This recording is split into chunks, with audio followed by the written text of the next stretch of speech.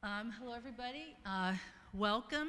I'm glad that everybody could come, and this is a busy time of year, so we greatly appreciate that the judges and the presenters and the observers are here. My name is Jane Spees, and I'm co-founder of Frack-Free America National Coalition, and this is a public tribunal to investigate the question, is there sufficient evidence that human rights are being violated in Ohio communities as a result of hydraulic fracturing and related infrastructure? For those unfamiliar with this type of hearing, let me explain the process for you. First, about the UN Human Rights Council, due to critical violations being committed by the state of Ohio and by the US government, the findings from this hearing will be sent directly to the United Nations Human Rights Council. The United Nations often holds its own forums. However, with the urgency of this situation, these tribunal proceedings will be sent to the UN Special Rapporteur on Human Rights and the Environment for guidance of next steps. The UN mandate for the Special Rapporteur on Human Rights and the Environment is as follows. Building on several other resolutions related to human rights and the environment and to human rights and climate change, the Human Rights Council established the mandate for the independent expert on human rights and the environment in Resolution 2012 during its 19th session. In 2015, the Human Rights Council decided to extend the mandate of the Special Rapporteur on Human Rights and the Environment for a period of 3 years. His mandate is, among other things, to continue to study the human rights obligations relating to the enjoyment of a safe, clean, healthy, and sustainable environment. 2, continue to identify, promote, and exchange views on good practices relating to human rights obligations and commitments to inform, support, and strengthen environmental policy making, especially in the area of environmental protection. Promote and report on the realization of human rights obligations relating to the enjoyment of a safe, clean, healthy, and sustainable environment, and to disseminate findings by continuing to give particular emphasis to practical solutions with regard to their implementation. Work on identifying challenges and obstacles to the full realization of human rights and obligations relating to the enjoyment of a safe, clean, healthy, and sustainable environment. Here's how today's tribunal will be conducted. In the front of the room are experts whom I will introduce in a moment. Each of these experts has volunteered to serve as a judge in this panel. Their responsibility is to listen to the evidence presented at this hearing around the question of human rights violations. After all of the testimony is complete, the judges will meet and, based on the evidence presented, provide written documentation outlining their findings and recommendations. These materials will be submitted to the United Nations Human Rights Council. During testimony, the judges are permitted to ask only clarifying questions of the people testifying and presenting evidence to the investigation. Witnesses are limited to 10 minutes of oral presentation and are encouraged to submit further written testimony and documentation to judges if they wish to. The hearing is being recorded by audio and video format, and the video will also go to the United Nations along with the written evidence. We have a list of about 14 witnesses who have asked to testify. If time allows, we'll open the floor to others who may want to testify. Their testimony will be limited to 2 minutes, but they too can submit written testimony of any length if they so wish. The judges will meet after all testimony is given and discuss what they have heard, and will present to those in the room their preliminary findings and recommendations if warranted. These will be only preliminary findings and recommendations. When formal findings are completed, they will be presented a few weeks following this set of hearings in Northeast Ohio of July 29, 2017, today. Lastly, before I introduce our judges, I want to let you know that the final findings as to whether there are human rights violations and recommendations for action will be submitted to Mr. John Knox, the United Nations Special Rapporteur on Human Rights and the Environment.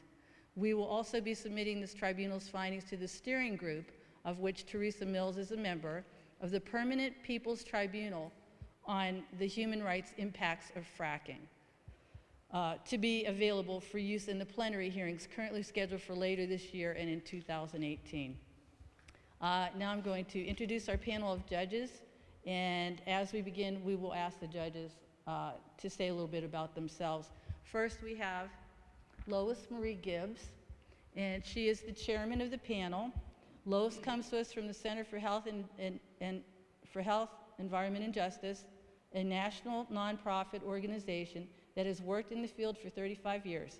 She entered the field through her own experiences of human rights violations at the historical waste site near Niagara Falls, New York, the Love Canal landfill. We also have Doug Fowler. Doug Fowler retired from the University of Wisconsin, Fox Valley, where he was an instructor of astronomy and physics. Originally trained as a geologist at the University of Montana during the mid-70s, he continues work as a natural historian and environmentalist. He is currently an adjunct curator at the Weiss Earth Science Museum at the University of Wisconsin, Fox Valley. Joseph Logan currently serves as the president of the Ohio Farmers Union after having earlier served his term limited 6 years from 2001 to 2007, then serving briefly as their Director of Governmental Relations before serving as the Director of Agricultural Programs for the Ohio Environmental Council. A fifth-generation family farmer from northeastern Ohio and father of 3 grown children, he has owned and operated Logan Brothers Ag Enterprises since 1977. The farm has been producing a variety of products, including milk, beef, grains, and maple syrup. He still actively farms in partnership with his brother, specializing in grass-fed beef and non-GMO grain and organic crops. He currently sits on the board of directors of the National Farmers Union, where he serves as the chairman of the legislative committee and on their executive committee. I now officially turn over this hearing to the lead judge, Lois Gibbs. Well, good morning, ladies and gentlemen. As indicated, I am honored to serve as the president of the Ohio Farmers Union. Our organization has been in existence for 115 years. Throughout that time period, we have focused on the rights of individual family farmers and their ability to express their economic benefits fairly throughout the society, and also to protect their natural resources on which they depend. So I'm delighted to be here today. Look forward to the testimony. And of course, my name is Doug Fowler, and my interest in this is, I started out being very interested in wilderness, the outdoors, that sort of thing, protecting places where people could have some adventure on their own. That's evolved into a realization through my professional life that this is one ecosphere, this thin veneer of this planet. That's all we have. There is nowhere else to go. Anything you hear to the contrary is pure science fantasy. And we have to save this. We have a garden. Let's not pave it over, you know. Thank you. And I'm Lois Gibbs, and this is my 4th tribunal. This is the 2nd tribunal in Ohio. The first tribunal was in Athens earlier this year in May. I want to welcome all of you. This is a really important event. Your testimony is really critical to what is going to happen in the future, both in May in Oregon, where there will be a hearing and everything will be submitted, and then later in Rome, where there will be an actual trial. So this is a very important opportunity to hear the voices of people who are concerned, have been harmed, or otherwise on issues of fracking and environment and public health. So I welcome all of you here. I'm here because obviously I have been a fighter for 40 years, working on human health risks and environmental criminals who have taken away things that are the most valuable to us, which are our children, our loved ones, our environment, and in some cases, our future. And so I want to welcome all of you here. Each one, as was said earlier, everyone will have 10 minutes to speak, who have pre-registered to speak. There will be a timekeeper in the front on my right here. So we need to keep this on on the schedule because this is live streaming. It's because people will be watching, and we want to make sure that we're succinct about what we're saying and we're not just rambling. So you have 10 minutes to speak. The judges have an opportunity to ask clarifying questions if they have them. Not everybody has questions for everybody. It's pretty clear what you're saying. But sometimes we want to clarify issues for the purpose of the record. So it's not a challenge to you of whether or not you're being truthful, honest, or upfront. It is really a clarifying question for the records for those who are not as familiar with this issue. And then at the end of this hearing, the three of us will sort of huddle here and come up with some draft recommendations. Those recommendations will be announced as soon as we have decided what they are and what they look like. They will then be edited so that they're actually, we're not going to sit here and edit stuff, but we will edit them so that they make sense in an English format. And then we are going to take those recommendations with the recommendations that came from Athens Tribunal and see if we can merge the two because they're saying the same thing, or add a new one to the Athens list so that we actually have one set of recommendations coming out of the state of Ohio as opposed to two separate sets that overlap. So that's sort of what we're going to do and how we're going to move forward. And again, I welcome all of you here, and I think we are ready to call our first witness. My name is Diana Shaheen. I am from Youngstown, Ohio, 4035 Dover Road, Youngstown, Ohio, 44511. Anything else? Okay. It was late September of 2011 when I felt the first earthquake. It felt as if a 2-ton truck had hit the side of my house.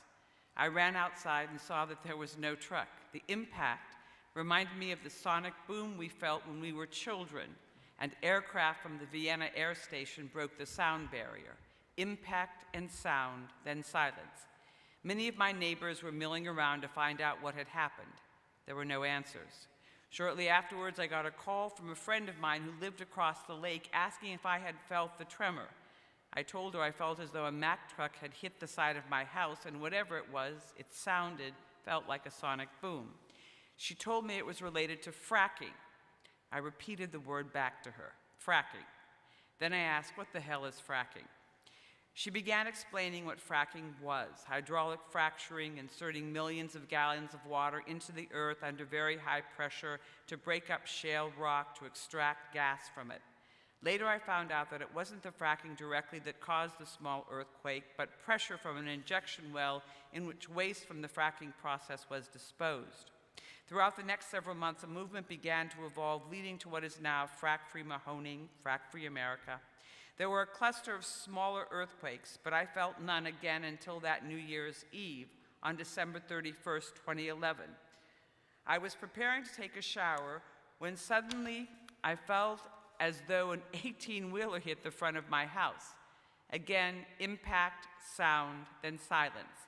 When I went to the New Year's celebration that night, I learned it read 4.0 on the Richter scale. The earthquake was felt for miles around, and the injection well that caused it was closed down temporarily because of public protest. From then on, I began to learn about fracking and how the landmen were moving in from Pennsylvania to frack the Utica Shale in Ohio. Frack pads, flaring, injection wells for disposal of radioactive waste, drinking wells polluted with methane, pooling land from willing and unwilling owners to build frack pads to frack the land, gas and oil workers sick and dying from radioactive poisoning, corporations building compressor plants near schools and organic farms, young women sterilized because they drank the water, breathed the air, livestock born deformed, proprietary chemicals, cancer, endocrine disruption, women with cancer, children with cancer, men with cancer, the earth expendable, people, good people suddenly expendable, people taking a backseat to profit. We are not expendable. I am here to testify to the Earth's being a living, breathing entity who deserves our respect.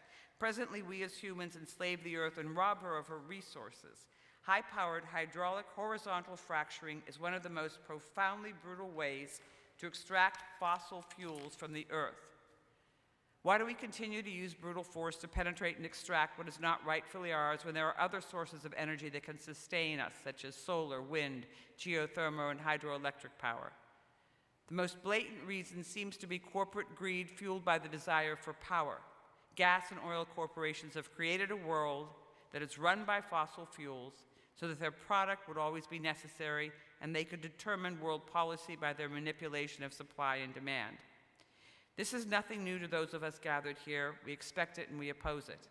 But there is another aspect to these corporations' maniacal use of power which threatens our species on an even deeper level than their control of the wealth of the Earth, and that is their abuse of the Earth.